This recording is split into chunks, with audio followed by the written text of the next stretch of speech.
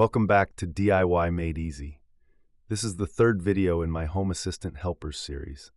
If you haven't watched the first two videos yet, I highly recommend starting there to get a solid foundation. In this video, the focus is on two more powerful and versatile helper types, group and text helpers. These tools make automation smarter and more efficient, whether you're managing multiple devices as one or storing dynamic text for notifications and controls. Let's dive in and see how these helpers can level up your smart home.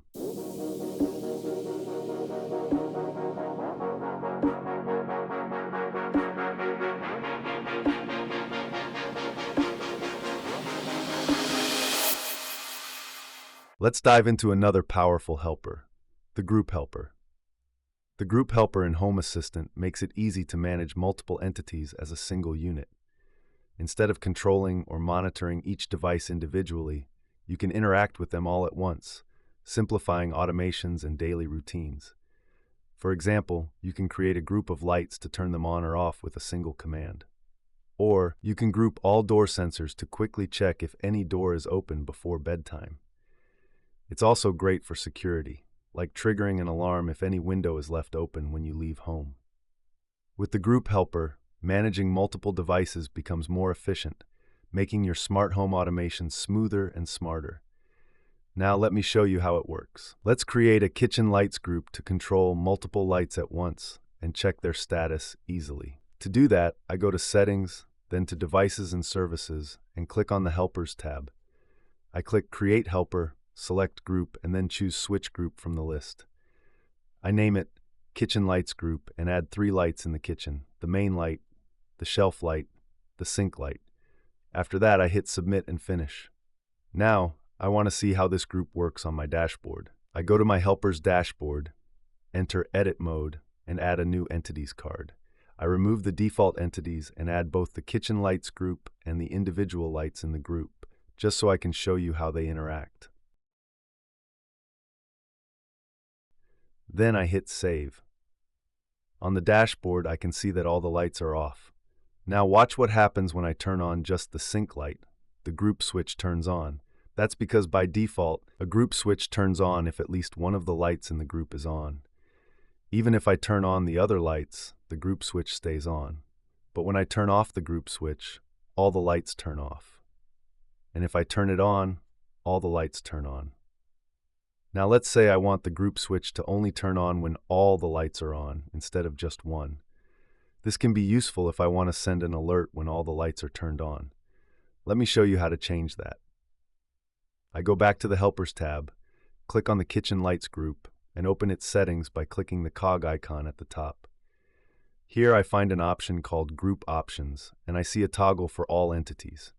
If I turn this on, the group switch will now only turn on if all the lights are on. I enable it, hit Submit, then Finish, and update the settings. Now let's test it in the floor plan dashboard for a more visual representation. I enter Edit Mode and add a state icon to represent the kitchen lights. I select an icon, give it a title, adjust its position, and hit Save. Now I can see that the group switch is off. Blue means the group is off. Yellow means the group is on. If I turn on just 1 or 2 lights, nothing happens. The group switch stays off. But when I turn on the third light, the switch turns yellow, meaning the group is now on. If I turn off just 1 light, the group switch goes back to off. Even with this new behavior, I can still control all lights together. Turning the group switch on will turn all lights on, and turning it off will turn all lights off. So depending on how you want to use the group helper, you can choose between these two different behaviors. The group switch turns on when at least one entity is on, or the group switch turns on only when all entities are on. Now let me show you another way to use the group helper, this time with door sensors. I'll create a group that includes the front door sensor and the back door sensor. To do that, I go back to the Helpers tab and create a new helper. From the list, I select Binary Sensor Group and name it Door Sensors. Then I add the front and back door sensors as members. I hit Submit and Finish. Next, I go to my dashboard, add a new Entities card, and include the group I just created, along with the 2 individual door sensors. This way I can easily see how it works. Right now, I can see that one door is open, so the group shows as on, meaning at least one door is open. If I close the door, the group automatically changes to off, indicating that all doors are closed. Now let's put this into an automation to alert me before bedtime if any door is still open. I go to Settings, Automations and Scenes, and create a new automation. For the trigger, I select Time and Location, choose Time, and set it to 10 p.m. For the condition, I select the Door Sensors group and set the state to On, meaning at least one door is still open. For the action, I select Announce, choose my voice assistant entity, and set the message to You have to close the doors. I hit Save and name it Check Doors. Now, every night at 10 p.m., if either the front door or back door is open, I'll receive a voice notification reminding me to close them. And that's how group helpers make managing multiple devices easier and more efficient in Home Assistant. Other useful ways to use group helpers. Lighting control. Group lights to turn them on or off with a single switch. Security check. Group all door and window sensors to easily see if everything is closed.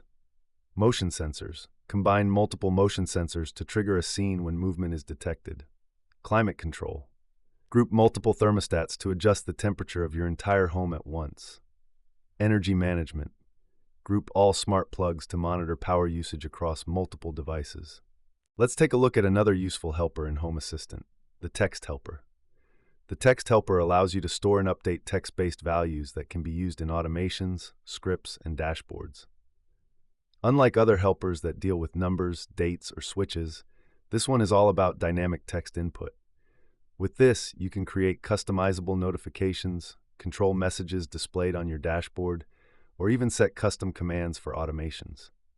For example, you could use a text helper to type a custom message that gets announced by your voice assistant, store a temporary status update, or set a reminder that can be changed without editing automations. Now let me show you how it works. Now, let's set up the text helper and make it useful in an automation. I start by going back to the Helpers tab in Devices and Services. I create a new helper and select text from the list. I name it Message Helper and set the maximum length to 2,000 characters. I hit Create. Now to display this helper, I go to my dashboard and add an Entities card. I delete the default entities and add the Message Helper entity. At this point, I have a text input where I can type any message, but right now it's just text. It's not doing anything yet. To make it useful, I create a script that will read out whatever message I enter. I go to Settings, Automations and Scenes, and open the Scripts tab. I hit Create Script and add a new action.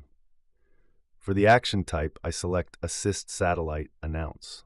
I choose my voice assistant entity, and in the message field, I enter the Message Helper entity. I'll leave the exact format in the video description. You'll just need to update the helper name if yours is different. I hit Save Script and name it Custom Message. Now I want to trigger this script with a button on my dashboard.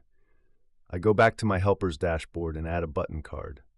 For the entity, I select Custom Message, which is the script I just created. Under Tap Behavior, I select Perform Action and set the action to the Custom Message script. I set the hold behavior to nothing and hit Save. Now if I type a message into the text input and hit the button, my voice assistant will read it out loud.